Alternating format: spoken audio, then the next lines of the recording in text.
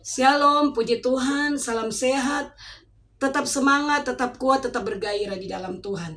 Puji Tuhan saudaraku, saya bersyukur kepada Tuhan kalau sampai saat ini keadaan kita tetap baik-baik saja, baik tubuh, baik jiwa, roh kita tetap sehat, tetap kuat di dalam Tuhan. Ada yang ingin saya sampaikan tentang air kehidupan. Siapakah air kehidupan itu? Dalam firman Tuhan, dalam Yohanes pasal 4, ayat 1 sampai dengan ayat yang ke-42. Di sana menceritakan tentang percakapan Tuhan Yesus dengan perempuan Samaria.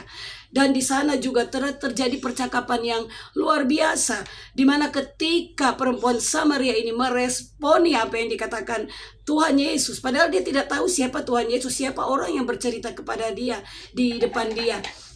Makanya Yesus katakan, jika engkau tahu siapa yang berbicara dengan engkau, niscaya engkau akan mengerti apa yang menjadi kehendak Tuhan. Dia berkata begitu kepada perempuan Samaria. Dia meminta air supaya perempuan Samaria itu memberikan air kepada Yesus untuk diminum. Tapi perempuan itu berkata tidak baik kalau seorang perempuan Samaria memberikan air kepada orang lain, orang-orang asing. Tapi Yesus berkata, engkau harus menerima air juga yang akan diberikan Yesus kepada dia. Karena air yang akan diberikan kepada perempuan Samaria ini, diberikan kepadanya adalah mata air, sumber air kehidupan yang akan memancarkan terus-menerus sampai selama-lamanya. Yang dimaksud Tuhan Yesus air kehidupan itu apa? Air kehidupan itu adalah sesuatu hal yang luar biasa yang akan Tuhan berikan kepada dia, di mana air kehidupan itu berbicara tentang keselamatan, tentang sukacita, tentang damai sejahtera yang tidak pernah diberikan oleh dunia. Tapi ketika orang itu menerima air kehidupan yang diberikan oleh Tuhan Yesus kepada dia, niscaya air kehidupan itu akan memancarkan terus-menerus, dan orang bisa melihat bahwa dalam diri orang itu ada air kehidupan, ada mata air, ada Yesus di dalam dirinya. Kalau kita tahu Yesus itu siapa, dia penuh dengan belas kasihan. Yesus itu penuh dengan belas kasihan kepada siapapun. Itu yang Yesus maksud ketika dia menerima air kehidupan itu. Dia tidak pernah haus lagi. Dia ada damai sejahtera, ada sukacita, bahkan ada kuasa yang akan Tuhan berikan. Buktinya apa saudara?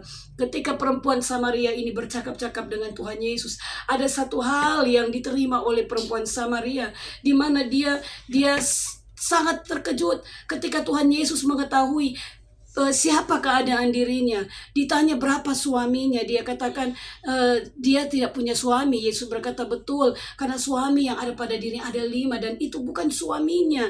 Tapi luar biasa, perempuan Samaria ini dengan penuh sukacita atau dengan penuh terus terang dia berkata kepada Yesus bahwa dia tidak punya suami. Betul saudara, itu pengakuan yang luar biasa, dan Yesus sangat senang mendengar hal itu. Dia bilang tepat dan benar apa yang engkau katakan. Dan itu satu respon yang luar biasa yang diberikan oleh perempuan Samaria ketika mendengar apa kata Yesus kepada dia. Dan di situ dia baru tahu bahwa betul-betul dia adalah seorang guru, dia adalah Tuhan, dia adalah air kehidupan. Dan apa respon dari perempuan Samaria ini? Dia pergi, dia menceritakan tentang siapa yang dia berjumpa dengan dia.